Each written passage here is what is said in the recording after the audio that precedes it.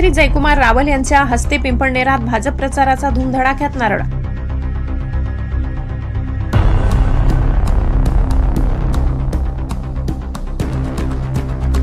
आगामी निवडणुकीसाठी पिंपळनेर शहरात सर्व राजकीय पक्षांनी प्रचाराला सुरुवात केली। भारतीय जनता पक्षाने सायंकाळी 7 वाजता राम मंदिरात नामदार पालकमंत्री जयकुमार रावल यांच्या हस्ते नारळ फोडून आपल्या प्रचाराचा श्रीगणेश केला। यावेळी माजी खासदार डॉ. सुभाष भामरे, माजी आमदार कुणाल बाबा पाटील, जिल्हा अध्यक्ष बापू खलाणे, माजी अध्यक्ष बबनराव चौधरी यांची उपस्थिती होती। नारळ फोडल्यावर भव्य रॅली काढण्यात आली। या रॅलीत नगर अध्यक्ष पदाच्या उमेदवार डॉ. योगिताताई चौरे, माजी सभापती हर्षवर्धन दहिते, जगदीश चौरे, संजय ठाकरे, भाजपचे 20 नगरसेवक, इतर पदाधिकारी सहभागी झाले। धनराज विस्पुते, साक्री नगरपालिका उपाध्यक्ष सौ उज्ज्वला भोसले, मंडळ अध्यक्ष प्रमोद गांगुर्डे, विकी कोकणी यासह हजारो कार्यकर्त्यांनी मोठ्या उत्साहात सहभाग नोंदवला। समोरचे जे काय आपल्याला आश्वासन देत आहेत ते आपल्याच पक्षाच्या सोबत लहान भावाच्या भूमिकेत असलेले उमेदवार आहेत। केंद्रामध्ये भाजपचं सरकार आहे, राज्यात भाजपचं सरकार आहे आणि इथल्या स्थानिक उमेदवार जे आहेत त्या लहान भावाच्या भूमिकेतनं इथल्या पिंपळनेरवासी भाजपच्याच मंडळींनी जीवाचं रान करून त्यांना निवडून आणण्यासाठी प्रयत्नांची पराकाष्ठा केलेली आहे। हे लहान भावाच्या त्या भगिनी विसरलेल्या आहेत। भाऊ, मी तुम्हाला सांगू इच्छितो की आम्ही 2019 पूर्वी काँग्रेसमध्ये होतो। या पिंपळनेर पंचकृषीमध्ये डोंगरा असेल, बल्लाना असेल, पिंपळनेर असेल, कायम कैलासवासी गोविंद भाऊंच्या माध्यमातून भाजपच्या पाठीशी इथले जनता उभी राहिलेली आहे आणि आजही ती जनता ते विसरलेली नाही। इथले पाळमुळे ही पूर्ण भाजपची विचारसरणीची रुजलेली आहे। त्यामुळे तुम्हा आम्हाला इथं घाबरण्याचं काही एक कारण नाही।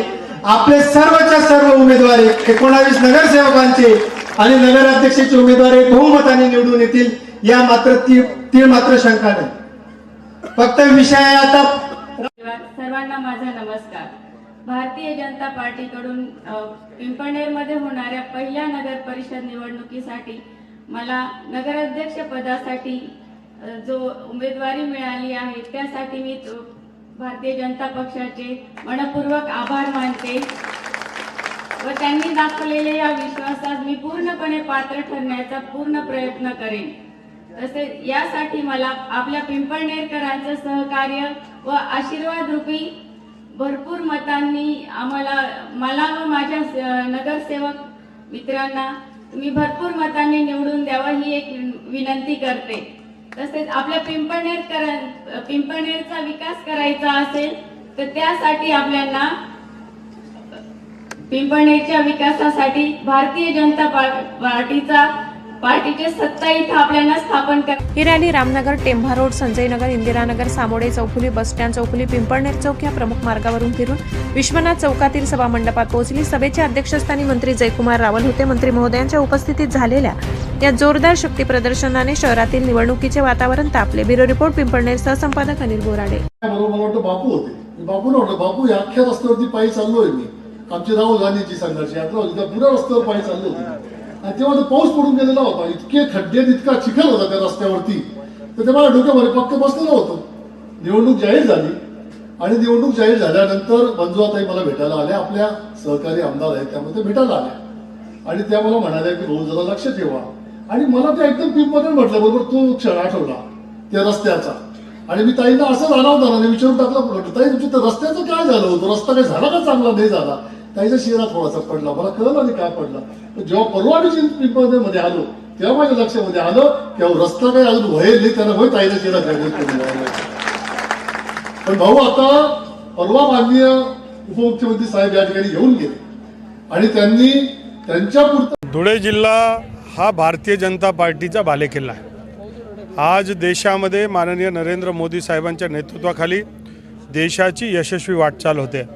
राज्यामध्ये यशस्वी मुख्यमंत्री, कर्तव्यदक्ष मुख्यमंत्री म्हणून ज्यांची ओळख आहे ते श्री देवेंद्र फडणवीस साहेब आहेत आणि मग त्यांच्या नेतृत्वामध्ये अनेक योजना, मग त्या लाडकी बहीण योजना असेल, शेतकऱ्यांना मोफत वीज असेल, अनेक योजना या देवेंद्र फडणवीस साहेबांच्या नेतृत्वामध्ये झाल्या आणि त्या सगळ्या निर्णयांचा प्रभाव आपण पाहिला की 2014 पासून सातत्याने चाललेलं काम, त्यामुळे महायुतीचं सरकार राज्यामध्ये आलं।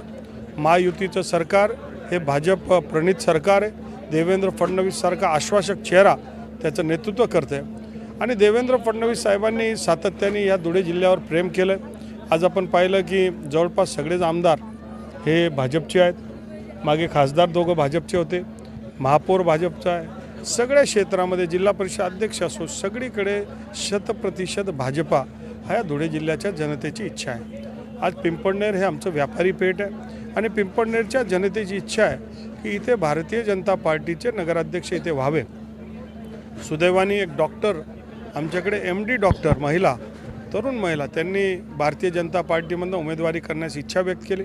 सगळ्या कोर कमिटीने तसा निर्णय घेतला आणि प्रचंड प्रतिसाद प्रचंड उत्साह त्यांना मिळतो आहे, त्यांना पाठिंबा मिळतो आहे आणि मला खात्री आणि विश्वास आहे. आपल्याला माहिती आहे की दोंडाईच्या नगरपालिका नगराध्यक्ष आणि 26च्या 26 नगरसेवक हे बिनविरोध झाले.